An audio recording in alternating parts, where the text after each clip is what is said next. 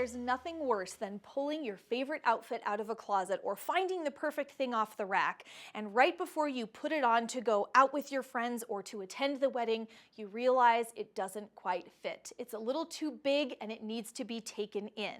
Now, there's no time to go to a tailor. Dress forms can be expensive, and if you don't have one, it can make tailoring an outfit to your form a little bit difficult. So I have a quick trick for you.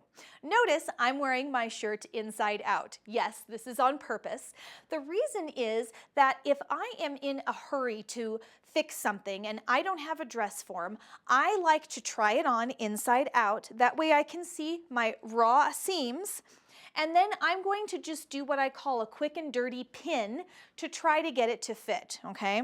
So let's say I want to take this shirt in a little bit on the sides because it's too baggy. I would prefer that it be a little bit more fitted, okay? Instead of guessing where I would like it to be pinned, I'm actually just gonna try it on inside out. I'm gonna stand in front of a full-length mirror and I'm gonna pin it. I'm gonna start with this side here. I'm going to make sure this is nice and flat, and I just want to bring it in a little bit on the side, just like that, okay?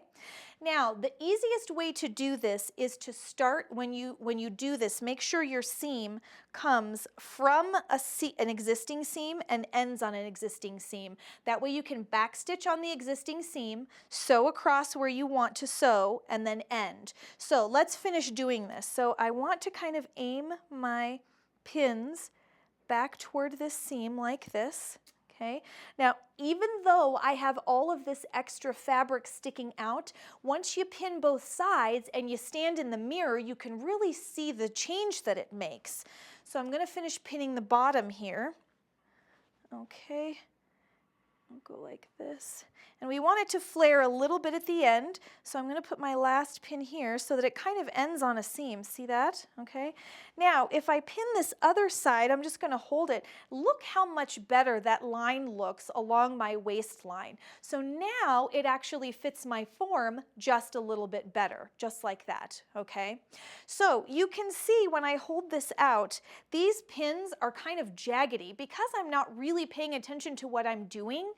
It's not going to be a perfect line. So what I'm going to do is, being very careful not to stick yourself, you're going to take the shirt off, you're going to lie it on a flat surface.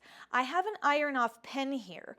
I'm going to use my pins almost like a dot to dot, and you might have to sketch several different times, but you're basically just going to sketch a nice curved line right on the outside of those pins so that you have a nice smooth line to sew from. So what you would do is you would backstitch on the existing seam, sew up the existing seam, veer off onto your very nice sketched line, sew all the way along your sketched line, end on the original seam, do a little back stitch, and then if you have a serger, you can serge the end of it if you want to cut it.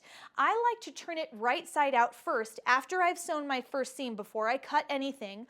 Try it on and make sure it looks nice before I trim off the inside edges and finish my seam.